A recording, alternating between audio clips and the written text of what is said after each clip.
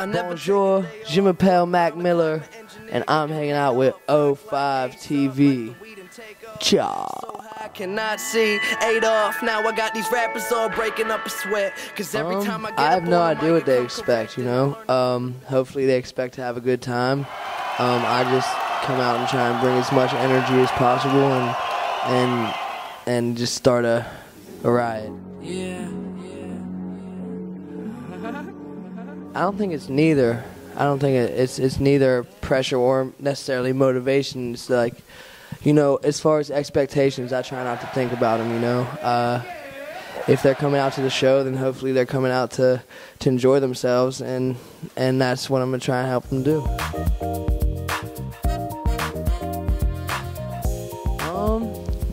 I mean, I definitely, like, take my time. You know, I've been taking my time with every song and really trying to complete every song and do as much as possible to really, like, make sure that it's the best I can do. But as far as the process, I didn't want to change things up too much because, you know, I don't want to come with an album that's, like, so different than all my previous work, you know. I still want to be me, you know, and I don't want to change up the formula. Just please. Yeah. I got to work with Preem in the studio. I worked with Just Blaze in the studio. I worked with Jazzy Jeff in the studio. Incredible.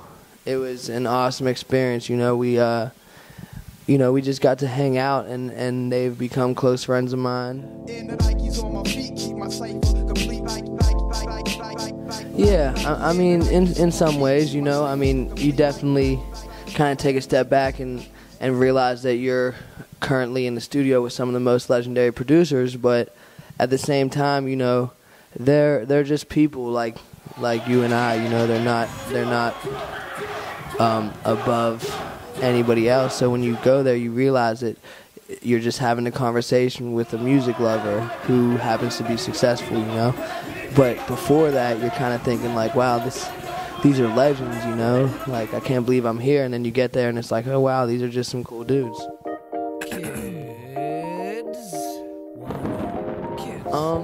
I mean, I think that as far as I kind of treat my music how I treat my regular life, you know. So as far as affiliating with people, there's no business moves, you know. If I'm really kicking it with this person for a while, whether they be a rapper or be a homie, you're gonna know about it, you know, because they're just there. They're gonna be around. Like, same goes with other rappers, you know. If I'm hanging out, like, if I'm on tour with someone for a while, you know, we usually get very close and make some music together because it's natural, you know.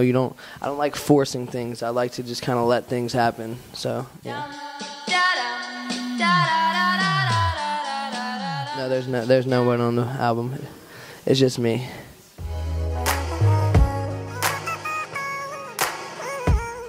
I didn't know I was a part of it. That's cool that people think I'm a part of a renaissance. That's ill.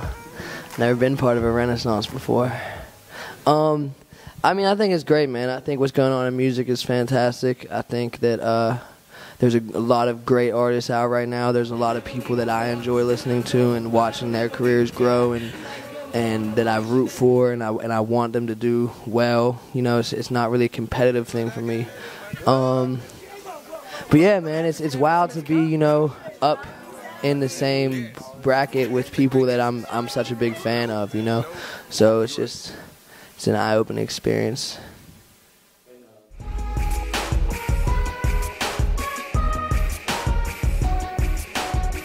Because my fans are awesome. My fans are like the best fans ever. I don't know, it's wild, right? You know, because we dropped Frick Park Market, for instance. Like Donald Trump, so Donald Trump, you know, I was kind of like hoping that it would break the billboards because it was like, it was building and building and building and building, and I was like, oh shit, like, who knows where it's about to end up. And then, you know, it got up in there somewhere. I don't really pay attention to the numbers, but Frick Park Market, I dropped, and, you know, we just dropped it. That was it. It was just like, here's a video on YouTube.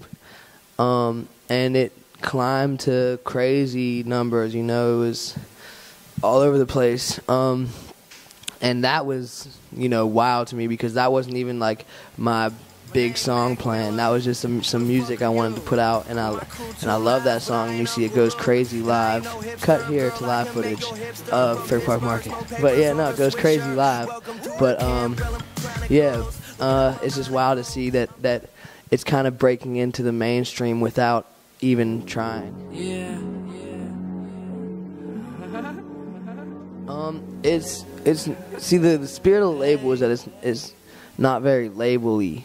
It's not really like a label. It's like more of like, I don't want to like be corny, but it's like a family, you know. It's just that people you work very closely with. There's not a huge staff. There's not a huge staff of people. It's all like people that I would invite to my house for dinner, and we just kind of like all are creative-minded people, and it's a lot of freedom to do whatever. Like, they trust me. That's the most important thing, is that they trust. They don't make me feel like I'm on a label. They make me feel like I have the support of some people in my life that are connected and stuff. So for me, you know, it's great. I really feel like I can really take this music wherever I want to. Oh yeah, I write music. I was in the studio last night till like 10 in the morning. In Paris, that was awesome. Yeah, we were by the passage of piss. Yeah, smelled nasty. But no, yeah, man, I always make time to create. I always make time to write. And that means various things. You know, if I can't get into a studio, then I'll sit on the bus and play a beat and write to it. If I don't have any beats, then I'll just like write. If I don't feel like writing rhymes, I'll just write like whatever. I'll just write. I like to write. I like to get my thoughts down on paper. Hey, Kool-Aid and frozen pizza. It's a work of art. I ain't talking Mona My Lisa. Pittsburgh way of life is just, you know, I mean, Pittsburgh's a very chill place. You kind of do whatever, you know, you kind of just live, and you know, for me, I grew up, you know, as a kid, just kind of hanging out with everybody, different kinds of people, playing football, pickup games, running around the neighborhood, causing a ruckus, and you know, all types of horrible things that kids do. But you know, it's just like it's a very open place where you can really be where you want to be if you want to. But it's real chill, you know. We just kind of get high and make music. I don't go out or anything. The only thing I really do in Pittsburgh now is go to the studio and go to the movies.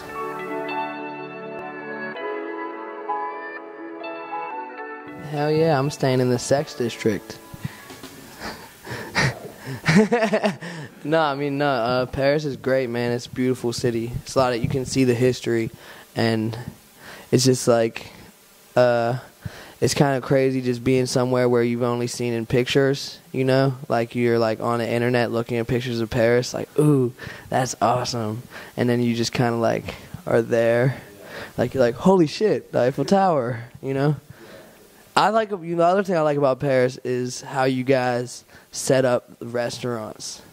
Like how the tables are like all looking out, you know? It's like, it's cool. We all just we all sit down, and it's like kind of like it's meant to look at the city and look around and watch people and just observe, which is cool. I like to observe. I'm very observant. Lately I've just been working. I'll be back writing next summer.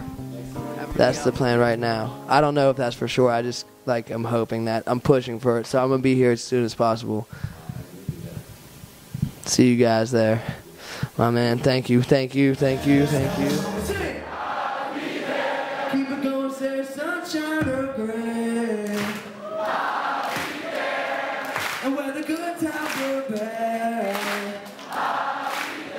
hey, I said sunshine or gray. Hey, and whether good times or bad, I'll be there. Hey.